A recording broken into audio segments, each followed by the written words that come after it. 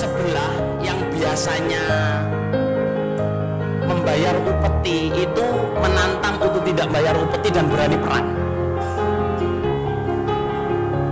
Berani perang. Lah, bala tentaranya kalau zaman dulu itu kan ada mata-matanya. Bala tentaranya memang kuat. Lah terus karena di sana sudah rapi nantang perang, saudara jamaah, rajanya itu yang ngomong ringan aja. Ini Drono RTT saya jadikan panglima perang melawan musuh itu. Tapi ya kan kalau panglima perang nggih mosok ate melaku balur. Kalau panglima perang kan harus naik kuda, saudara.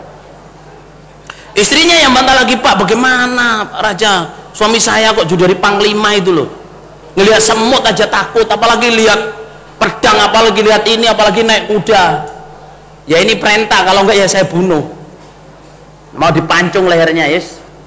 Drono RTT ini gue manut, saudara. Dia bilang, ya wis Duk, nanti kalau jagoannya di sana sudah keluar, bilangin ya, ikat badan saya di kuda, di atas punggung kuda. Diikat, soalnya kalau nggak diikat jatuh, saudara. Berarti awak ini ditawaleni. Terus nanti kalau jagoannya sana, biasanya kalau zaman dulu perang itu kan jagoan lawan jagoan dulu. Kalau jagoannya sana sudah keluar, kuda saya itu kamu dudul burungnya. Kuda saya itu loh kamu dudul burung biar lari. Dilala sana tuh jagoannya keluar, saudara, jagoan yang paling jagoan. Lah ini Drono RTT ini ya dikeluarin tapi diikat badannya. Orang sana ketawa-ketawa, saudara. Itu apa itu? Habis itu kan nggak pegang kendali, wong dia ketakutan, saudara.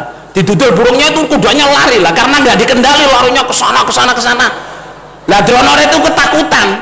Bosnya itu lewat pohon kelapa, saudara jamaah, saking takutnya pohon kelapa itu diambil, ikut, saudara, pohon kelapanya.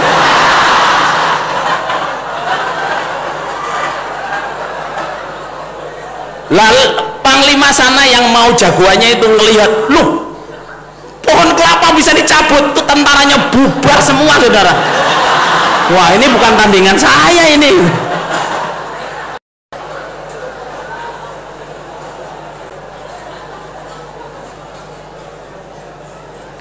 Ya ini cerita apa namanya? Salah satu cerita dari Haji Nur Hasan itu, Bapak Haji Nur Hasan ya. Lawannya Pak Bengkring.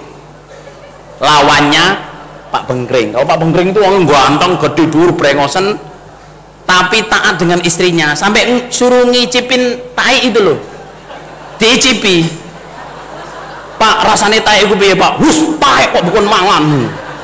Alah Pak, kalau kamu nggak mau ngicipin saya mati ya. Lah terus disuruh ngicipin, diicipin, saudara, tai itu. Piye Pak? Sepet.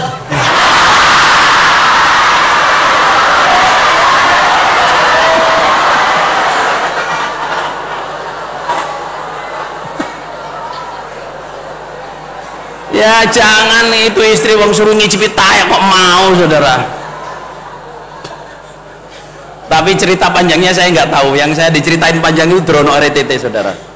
Jadi kalau Pak Bengkring itu bukan orangnya Bengkring, orangnya itu gandeng, tinggi, besar, brengosen, saudara.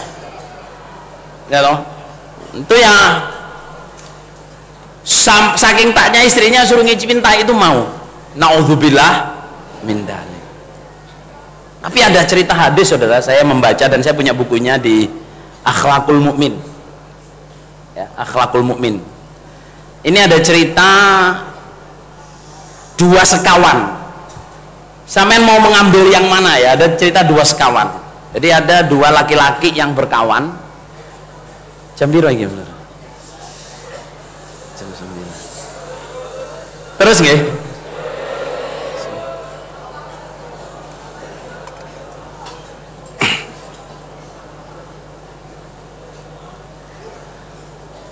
Ada cerita dua sekawan. Jadi ada laki-laki ini berkawan, saudara jamaah. Ini di hadis, tapi kalau ini hadisnya. Yang itu tadi saya hadisnya nggak tahu, Drono RTT.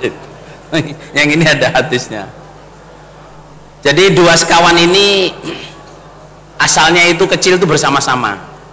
Setelah gede, setelah besar itu yang satu tinggalnya di kota, yang satu tinggalnya itu di hutan, jadi di kampung yang paling kampung. Suatu hari saudara jamaah sudah besar, sudah sama-sama menikah.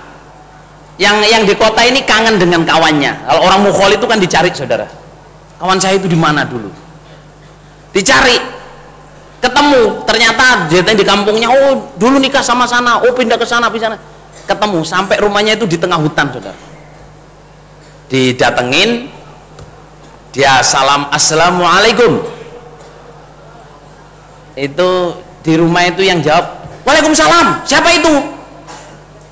Saya cari suami saya sedang belakraan itu, nggak tahu cari makan apa-apa. Jadi ditanya satu, jawabnya itu dan kata-katanya itu pedas, saudara. Suami saya sedang kemana? Sedang kerja, belakraan itu yes, belakraan apa belakraan bahasa Indonesia nih. Terus lah ngapain cari apa lah, kapan pulangnya? Sore nanti, kamu kalau mau tunggu duduk di situ. Jadi ngomongnya itu gak enak. Ya nggak dimangga no, ya nggak di apa, duduk tunggu di situ, nanti sebentar, nanti sore datang. Kalau kamu mau tunggu, kalau nggak mau pulang aja. Sampai ini istri macam apa? Ini kawan saya ini punya istri kok kayak gini. Lundilala saudara jamaah. Pas sore menjelang matahari terbenam itu, kawan yang punya istri ini tadi saudara jamaah, yang rumahnya di hutan ini, datang itu naik lion itu loh, naik apa? Bukan lion air saudara jamaah, apa? Naik singa. Terus di belakang singa ini banyak macam tutul, harimau apa itu, bawain kayunya. Jadi dia pencari kayu, tapi yang bawain itu semua harimau di hutan itu bawain kayunya.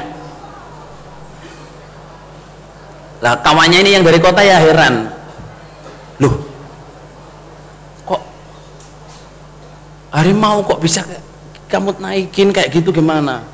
Nggak tahu, saya kalau cari kayu dulu saya takut, itu deket-deket ke saya naikin ya nggak apa-apa, ya sudah hari-hari kayak gini ini. Nggak, dia sendiri nggak tahu jawabnya saudara, suami ini nggak tahu jawabnya.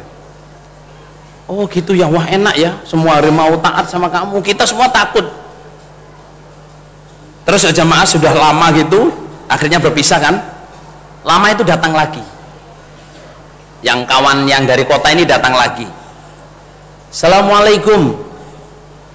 Yang jawab itu perempuan dengan suara lembut, waalaikumsalam. Siapa di situ? Oh saya. Misalnya siapa namanya? Mencari siapa? Mencari ini. Oh itu suami saya sedang pergi, silakan duduk, nanti saya bikinkan minum. Nanti tunggu sore-sore baru datang. Yes, duduk di luar dikasih minum. Terus dia bilang, loh kok ini orang lain, tapi orangnya baik, lembut, ngomongnya enak. Sudah duduk di luar. Setelah gitu saya jamaah, sore hari itu menjelang matahari terbenam itu, kawannya itu datang, badannya kurus, pucet gitu, sambil mikul kayu sendiri. Mikul kayu sendiri saudara. Terus ditanya, loh kamu kok kayak gini, kelihatan tua. Harimau itu kemana? Nggak tahu, sejak istri saya yang dulu itu meninggal dunia, terus saya kawin sama perempuan ini, perempuan yang baik ini, itu harimau kok pada pergi semua, nggak mau dengan saya.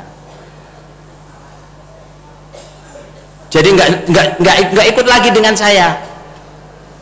Ternyata saudara, hadisnya itu diterangkan bahwa laki-laki yang bisa tahan ngadepin istrinya yang garang itu, saudara jamaah, itu punya kekuatan dahsyat.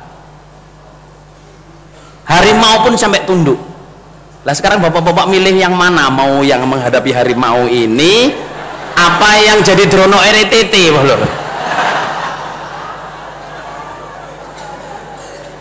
Maksudnya gini loh, saya mendapat dua cerita yang otentik, yang baik ya, tapi saya mau melihatnya dari sisi mana gitu loh. Artinya saudara jamaah, suami istri itu yang penting itu sama-sama masuk surga lah. Kalau dikasih suami, ibu-ibu dikasih suami kebetulan lemah apa, jagalah suaminya. Ngoten nggih? Nggih napa nggih niku lho? Kalau bapak-bapak kebetulan dikasih istri kok diomongin sekali jawabnya 2 kali, ya Allah, dibilangin sekali jawabnya berbilang-bilang, ya sing sabar, ya toh. Yang penting nggak makan sabun, ya toh, nggak makan watu, disabarin aja, ini istri saya, ya toh, supaya derajat sampean naik, supaya sampean bisa mengalahkan harimau. Muga-muga Allah paring barokah. Para saudara jamaah, sebagai suami istri saudara, halo, sebagai suami istri, ini nasihat ya, jadikanlah pasangan kita ya, suami kita atau istri kita, jadikanlah mereka teman untuk bisa masuk surga, teman yang saling menguatkan. Karena dalilnya, halo, kok masih ngomong ya? Karena dalilnya saudara jamaah, okay, tidak ada laki-laki yang bisa adil. Walam ta'dilu walau harastum. Nggak akan kamu bisa adil meskipun kamu ingin. Walam ta'dilu abadaw walau harastum. Kamu nggak akan bisa adil selamanya meskipun kamu pingin. Jadi laki-laki yang tidak adil nggak bisa masuk surga. Tetapi ya, nggak ada yang laki-laki yang bisa adil. Lah ibu-ibu juga gitu. Perempuan ini kalau nggak bisa taat ke suaminya nggak akan bisa masuk surga. Dan nggak ada perempuan yang bisa taat 100% ke suaminya, nggak ada. Yang di atas kok malah rame ya?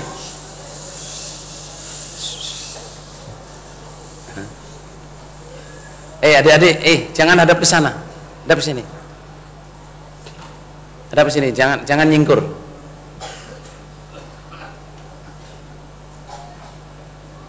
Masih SMP saudara jamaah, tapi di atas, jadi ya. Pahami. Jadi gini, suami istri itu saudara jamaah, itu nggak akan ada suami yang sempurna, nggak akan ada istri yang sempurna. Yang ada saudara jamaah, suami harus bisa memaafkan istri, istri harus bisa memaafkan suami. Bisa dipahami nama batin ulur? Terus usahakan saudara jamaah, usahakan suami istri itu saling menghormati. Menghormati itu gini loh, prakteknya menghormati itu ya, memanggil istri itu ya panggillah dek atau panggillah dinda, bukan dinta ya, panggillah adinda atau panggillah sayang atau panggillah darling, atau bukan darlingnya orang Gading. Kalau darlingnya orang Gading itu modar railing terus loh ya. Nanti panggillah darling atau apalah, honey atau han. Istri juga gitu, manggil suami ya sayang atau mas atau kakanda atau apa. Terus itu penghormatan saudara, daripada istri memanggil suaminya nama Jo, jenenge Subarja panggil Jo, ya toh. Istrinya juga Ti loh, padahal namanya Indrawati, panggilnya Heti. Yang satu manggil Jo, yang satu tuh manggil, padahal namanya bagus. Sejamaah, kadang yang simpel seperti ini sejamaah. Terus yang lebih penting lagi apa saudara jamaah? Halo bapak-bapak ya, berdoalah yang baik untuk istri. Karena Nabi mengatakan jangan mendoakan jelek istrimu. Oke, bapak-bapak, berdoalah yang baik untuk istri. Saya nggak pengen sampean ngacung. Berapa kali dalam sehari bapak-bapak mendoakan istrinya? Ya Allah, jadikanlah istri saya menjadi wanita yang solihat. Oke? Sakjane sing ngomongnya rek endi to iki kok ngomong kabeh. Jadi suami, halo suami, Pernahkah sampean berdoa mendoakan untuk istri sampean? Berapa kali dalam sehari, ya Allah, jadikanlah istri saya menjadi istri yang solihat, menjadi ibu yang baik, bisa mendidik anak-anak saya. Anak-anak saya, memang Qur'annya itu anak itu tugasnya laki-laki, bisa mendidik anak-anak saya, bisa memaafkan kekurangan-kekurangan saya. Bila saya bisa menerima istri saya dengan baik, bila istri saya bisa mencintai saya dengan cinta yang baik, cinta karena Allah, bila saya juga mencintai istri saya dengan karena Allah. Sejamaah, berapa kali dalam sehari sampean mendoakan istri? Daripada jengkel, sampean jengkelnya istri sampean apa, saudara jamaah, jadiin doa baik. Istrinya misalnya nggak bisa senyum, ya Allah, jadikanlah istri saya ini orang yang mau tersenyum dengan saya. Kalau ketemu saya wajahnya ajer. Kalau dengan tukang bakso, tukang ini senyum, Mas beli ini ya, senyum. Tapi dengan saya, apain? Kapan datang? Mau saya ya? Males. Piye Rasulullah? Dengan orang jualan, dengan ini semua ketawa, tapi dengan suaminya sampean kan jengkel. Didoain, ya Allah berilah istri saya itu kalau ketemu saya mau tersenyum. Habis itu dibilangin, Duk, saya itu pengen kalau ketemu kamu tuh kamu tersenyum gitu loh. Ya ini lihat saya tersenyum. Ya itu ya, saya jemaah.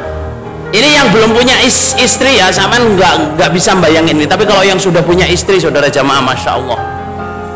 Ibu-ibu juga gitu. Berapa kali dalam sehari ibu-ibu mendoakan suaminya? Saya dilupakan hadisnya, saudara jamaah. Perempuan yang tidak mendoakan suaminya itu sholatnya tidak diterima. Daripada sampean jengkel dengan suami, doakan suami baik. Banyak ibu-ibu itu yang protes, suami saya gini, nasehat enggak, doain enggak, hanya diolok-olok dipaitu. Akhirnya ya suaminya enggak doa, istrinya enggak doa, wis marit-marit, saudara. Berdoalah yang baik-baik untuk suaminya. Jangan hanya ketika mau berjodoh berdoa, setelah udah nikah enggak didoain. Padahal justru doa itu sudah menjadi suami ini harus intens, harus selalu doa terus. Saudara nggih, namanya garwa itu sigarannya nyawa. Apa? Sigaran nyawa itu belahan jiwa. Suami istri itu adalah belahan jiwa. Saya melihat suami istri belahan jiwa itu jamaah. Itu ketika saya melihat ibu saya meninggal dunia. Ibu saya meninggal dunia itu, bapak saya sebelumnya itu siapa? Beliau itu, ini kalau pengen tahu ya, maksudnya saya cerita senang ya. Beliau usia 65 saudara, masih bisa makan tebu, nyokot tebu itu tanpa pisau, masih gini, 65 tahun. Ditinggal meninggal itu kira-kira usia 68. Ditinggal meninggal ibu saya itu naik sepeda motor, naik apa, bahkan kalau mau nasihat tuh pencak. Itu bahasa saya. Setelah ibu meninggal, saudara jamaah, cuman besoknya itu bapak itu jalan gini. Jalan tuh gini. Jadi jalan tuh kayak orang mau terantaran gitu. Itu kalau ingat. Tapi kalau lupa ya jalan biasa. Kalau ingat istrinya meninggal itu langsung gini. Terus saya melihat di depan saya sendiri. Maksud saya gini, saudara jamaah. Suami istri itu sudah jamaah kelihatannya sama jengkel sama ini. Nanti kalau istrinya meninggal atau suaminya meninggal, sama tuh kehilangan. Nggih napa nggih, Lur? Mumpung sing padha urip lur, doakan baik suaminya, doakan baik istrinya. Masih lumayan punya istri daripada nggak punya istri. Nggih napa nggih? Masih lumayan punya suami daripada nggak punya suami. Artinya saudara jamaah, cik lumayan berbeda, maksudnya kalau punya suami saudara jamaah ya ada yang diajak ngomong, ada yang diajak diskusi, ada yang diajak keluhan, meskipun menjengkelkan. Bapak-bapak juga itu masih lumayan punya istri daripada nggak punya istri. Makanya maksud saya gini loh, syukurlah bersuami istri itu, syukurlah. Oke? Segala resikonya memang seperti itu. Dan suami istri ini jamaah disebutkan ilmunya, kitabun nikah di Bukhari ada, di Muslim ada, di Abu Dawud ada, semua ada. Karena apa? Suami istri ini penting. Di Quran tuh tentang suami istri disebutkan ayatnya banyak sekali, saudara. Bapak-bapak ya, di Quran itu perintah Allah itu gini,